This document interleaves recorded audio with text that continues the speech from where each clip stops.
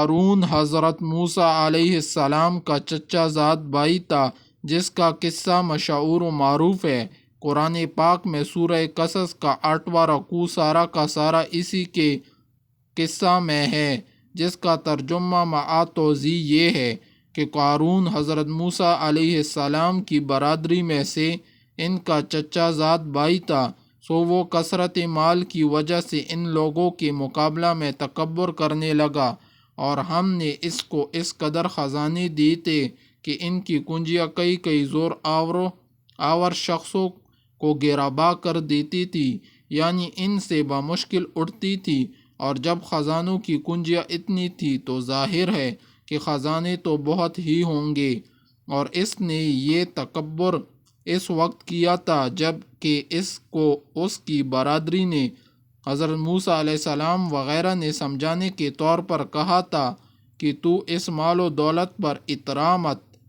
واقعی اللہ تعالیٰ اترانے والوں کو پسند نہیں کرتا، اور تجھ کو خدا تعالیٰ نے جتنا دے رکھا ہے اس میں عالم آخرت کی بھی جستجو کیا کر، اور دنیا سے اپنا حصہ آخرت میں لے جانا فراموش نہ کر، اور جس طرح اللہ تعالیٰ نے تجھ پر احسان کیا ہے تو بھی اس کے بندوں پر احسان کیا کر، اور خدا کی نافرمانی اور حقوق واجبہ ضائع کر کے دنیا میں فساد کا خواہاں مت ہو، بے شک اللہ تعالیٰ فسادی لوگوں کو پسند نہیں کرتے۔ قارون نے ان کی نصیحتیں سن کر یہ کہا کہ مجھ کو تو یہ سب کچھ میری ذاتی ہنرمندی سے ملا، کہ میری حسن تدبیر سے یہ جمع ہوا، نہ اس میں کچھ غیبی احسان ہے نہ کسی دوسرے کا، اس میں کوئی حق ہے۔ حق تعالی شانہ اس کے قول پر عتاب فرماتے ہیں کہ کیا اس قارون نے یہ نہ جانا کہ اللہ تعالیٰ اس سے پہلے گزشتہ امتوں میں ایسے لوگوں کو ہلاک کر چکا ہے جو مالی قوت میں بھی اس سے کہیں بڑے ہوئے تھے، اور جماعتی حیثیت سے مجمع بھی ان کا زیادہ تھا۔ یہ تو دنیا میں ہوا، اور آخرت میں جہنم کا عذاب الگ رہا، اور مجرموں سے ان کے گناہوں کا معلوم کرنے کے غرض سے سوال بھی نہ ہوگا کہ ہر شخص کا پورا حال اللہ تعالی شانہ کو معلوم ہے۔ مطالبہ کی وجہ سے سوال علیحدہ رہا۔ پھر وہ قارون ایک مرتبہ اپنی آرائش و شان کے ساتھ اپنی برادری کے سامنے نکلا تو جو لوگ اس کی برادری میں دنیا کے طالب تھے وہ کہنے لگے کیا اچھا ہوتا کہ ہم کو بھی یہ ساز و سامان ملا ہوتا جو قارون کو ملا، واقعی یہ قارون بڑا صاحب نصیب ہے۔ یہ تمنا اور حرص مال کی تھی، اس سے ان لوگوں کا کافر ہونا لازم نہیں، جیسا اب بھی بہت سے مسلمان دوسری قوموں کی دنیاوی ترقیات دیکھ کر ہر وقت للچاتے ہیں اور اس کی فکر و سعی میں لگے رہتے ہیں کہ دنیاوی فروغ ہمیں بھی نصیب ہو، اور جن لوگوں کو علم دین اور اس کا فہم عطا کیا گیا تھا وہ ان حریصوں سے کہنے لگے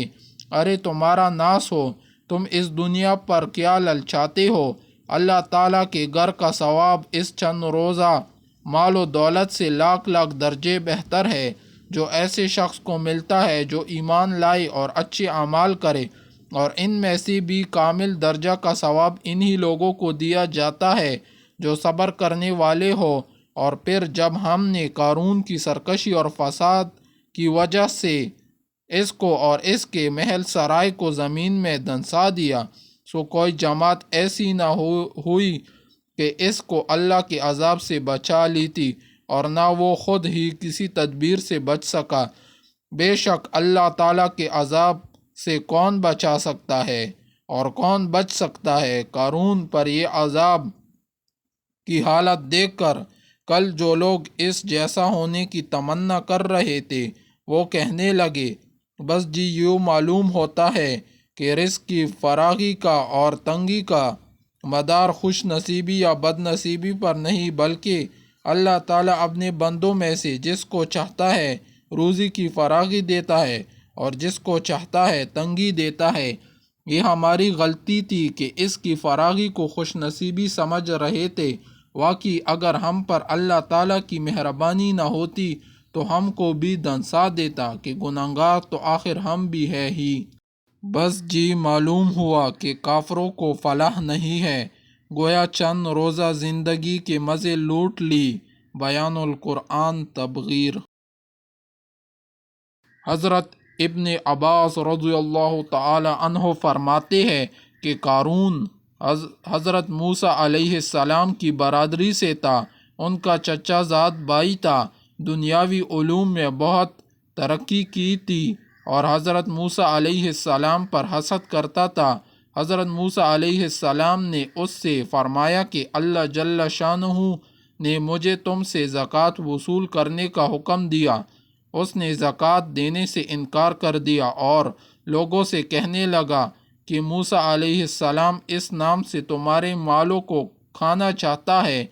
اس نے نماز کا حکم دیا، تم نے برداشت کیا، اس نے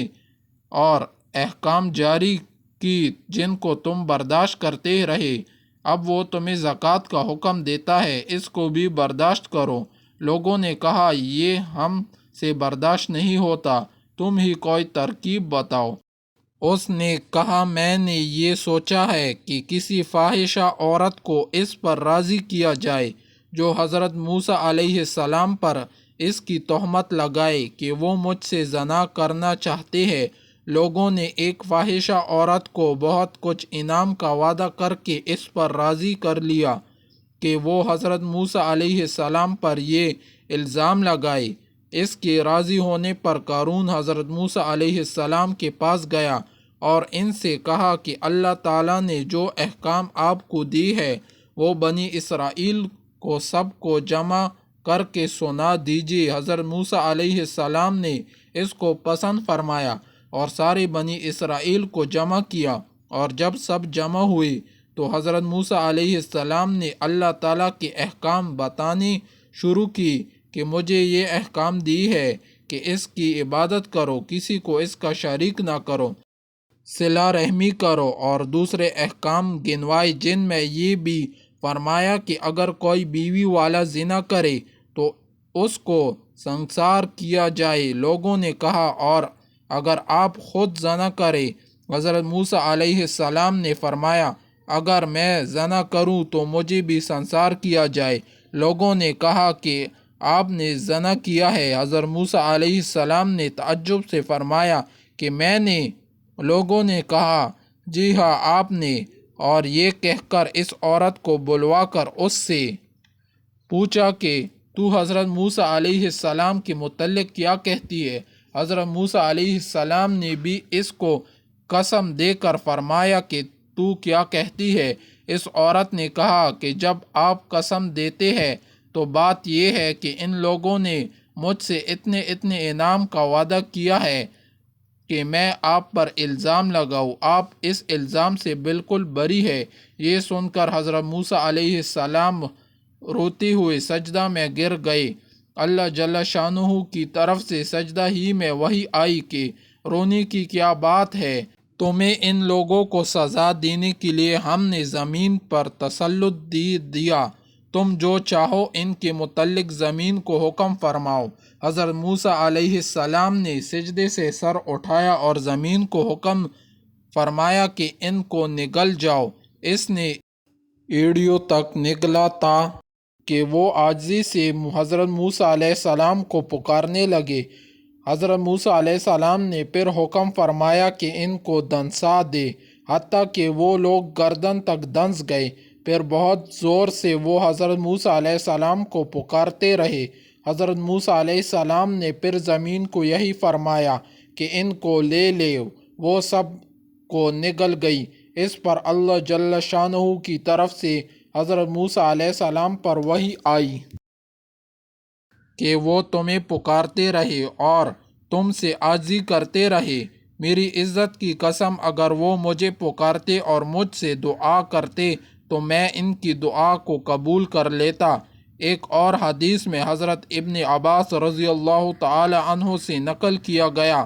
کہ آیت شریفہ میں دنیا سے اپنا حصہ نہ بھول کا مطلب یہ ہے کہ اس میں آخرت کے لیے عمل کر۔ حضرت مجاہد رحمۃ اللہ علیہ سے نقل کیا گیا کہ اللہ کی اطاعت کرنا دنیا کا وہ حصہ ہے جس میں آخرت کا ثواب ملتا ہے۔ حضرت حسن رحمۃ اللہ علیہ سے نقل کیا گیا کہ دنیا سے اپنا حصہ نہ بھول، یعنی جتنی کی دنیا میں ضرورت ہے اس کو باقی رکھ، اور جو زاہد ہے اس کو آگے بیچ دے۔ ایک اور حدیث میں ان سے نقل کیا گیا کہ 1 سال کی روزی باقی رکھ لے، اور جو اس سے زائد ہے وہ صدقہ کر دے۔